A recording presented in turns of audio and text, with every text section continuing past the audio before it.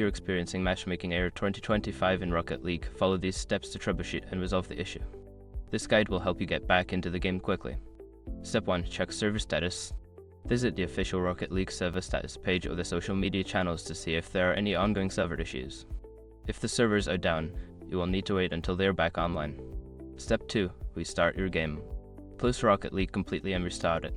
This can refresh your connection to the servers and may resolve temporary glitches causing the error. Step 3. Verify game files. If you're playing on Steam or Epic Games, use the option to verify the integrity of your game files.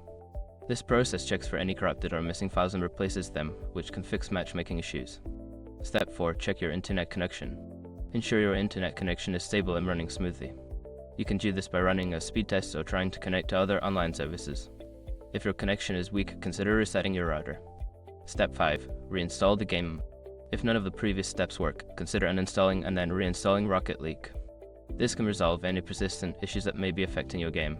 By following these steps, you should be able to resolve Matchmaking Error 2025 and enjoy playing Rocket League again. Good luck on the field.